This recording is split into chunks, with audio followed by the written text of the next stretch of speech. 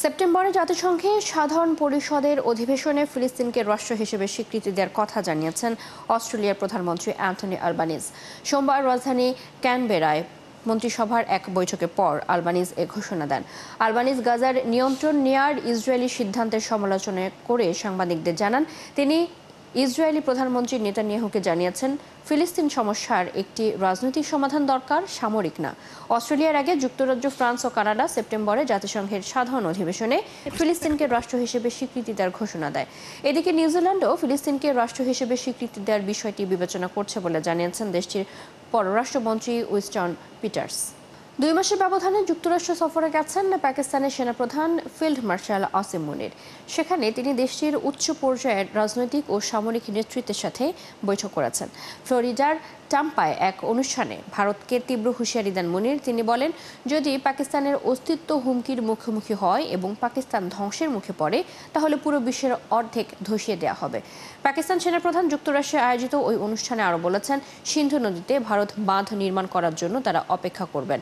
যখনই বাঁধটি বানানো শেষ হবে, তখনই মিসাইল মেরে এটি ধসিয়ে দেওয়া হবে। পাকিস্তানের মিসাইলের কোনো অভাব নেই বলে জানান তিনি।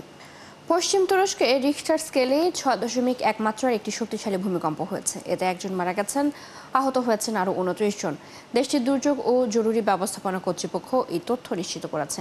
স্থানীয় সময় রবিবার সন্ধ্যা 7:53 তুরস্কের বৃহত্তম শহর ইস্তাম্বুলের নিকটবর্তী বালিকেসি প্রদেশে এই ভূমিকম্প হয়। একাধিক প্রদেশেও কম্পন অনুভূত হয়েছে বলে স্থানীয় গণমাধ্যম জানিয়েছে।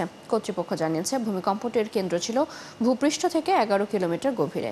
German research centre for geosciences ভূকম্পনটির মাত্রা 6.19 এবং গভীরতা 10 কিলোমিটার বলে উল্লেখ করেছে। ভূমিকম্পের কেন্দ্রস্থল বালিকেসির প্রদেশের সিনদিরগিতে বেশ কয়েকটি ভবন ধসে পড়েছে বলে খবর পাওয়া গেছে। প্যারিসে 50 বছরেরও বেশি সময় ধরে পত্রিকা বিক্রি করছেন পাকিস্তানের আলী আকবর। ফরাসি সংস্কৃতিতে অবদানের স্বীকৃতি হিসেবে তাকে এবার দেয়া হচ্ছে দেশের অন্যতম মর্যাদাপূর্ণ সম্মাননা অর্ডার অফ মেরিট। আগামী মাসে ফ্রান্সের প্রেসিডেন্ট ইমানুয়েল ম্যাক্রন আলীর হাতে এই সম্মাননা তুলে দেবেন। এটি ফ্রান্সের দ্বিতীয় সর্বোচ্চ রাষ্ট্রীয় সম্মাননা। বিস্তারিত মনিরুজ্জামান বাবুর প্রতিবেদনে। আলী আকবর প্রতিদিনের পত্রিকা বগলদাবা করে বেরিয়ে পড়েন, মুখে বলতে থাকেন দৈনিক পত্রিকার তরতাজা শিরোনামগুলো। এভাবেই পত্রিকা পৌঁছে দেন পাঠকের হাতে। 50 বছরের বেশি সময় ধরে এই কাজ করছেন তিনি। প্যারিসে তিনি একমাত্র যিনি এখনো হাতে কাগজ নিয়ে ঘুরে ঘুরে বিক্রি করে চলেছেন। মজার বিষয় হলো, ফ্রান্সের প্রেসিডেন্ট ইমানুয়েল ম্যাক্রো নিজেও ছাত্র জীবনে আলী আকবরের কাছ থেকে পত্রিকা কিনতেন। 1973 সালে পাকিস্তানের রাওয়ালপিন্ডি থেকে ফ্রান্সে পাড়ি দেন আলী। সংবাদপত্র বিক্রিকে পেশা হিসেবে বেছে নেন। আমি যখন প্যারিসে পত্রিকার হকারি শুরু করি, তখন 35 থেকে 40 জন এ কাজ করতেন। এখন আর কেউ নেই, আমি একাই রয়ে গেছি। দিন বদলের স্রোতে ছাপা পত্রিকা ক্রমেই জনপ্রিয়তা হারিয়েছে। মানুষ ডিজিটাল মাধ্যমে অভ্যস্ত হয়ে পড়েছে।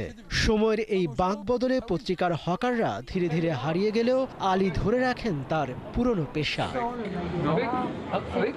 নিবেদিত প্রাণ এই পেশাজীবীকে এবার আনুষ্ঠানিকভাবে সম্মান জানাতে যাচ্ছে ফরাসি প্রেসিডেন্ট ইমানুয়েল ম্যাক্রো। আগামী মাসে তাকে দেওয়া হবে অর্ডার অফ মেরিট, যা ফ্রান্সের অন্যতম শীর্ষ বেসামরিক সম্মাননা। কেতাদুরস্ত ফ্যাশন শিল্পের জন্য পরিচিত প্যারিসের সেইন্ট জার্মি এলাকার ক্যাফেগুলো ঘুরে আলী আকবর এখন বিখ্যাত ফরাসি পত্রিকা লা মদের মাত্র 30 কপি বিক্রি করতে পারেন।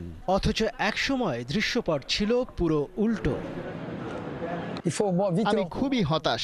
এখন সবকিছু ডিজিটাল মাধ্যমে চলে। মানুষ শুধু নিজের মুঠোফোন দেখতে চায়। আগের দিনে পাঠকরা দৈনিক পত্রিকা কেনার জন্য আমার চারপাশে ভিড় করতেন, আর এখন 1 কপি পত্রিকা বিক্রি করতে আমাকেই পাঠকের পিছে পিছে ছুটতে হয়।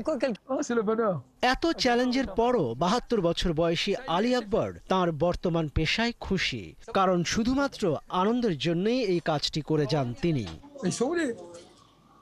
মনিরুজ্জামান বাবু, 71। এই ছিল এখনকার আয়োজনে। বিশ্বের নানা প্রান্তের নানা রকম সব খবর নিয়ে কাল সকাল 9:30টায় আবারও হাজির হবে বিশ্বযোগ। চোখ রাখুন 71-এর ফেসবুক পেজে, সাবস্ক্রাইব করুন 71-এর ইউটিউব চ্যানেল। 71-এর সাথে থাকুন।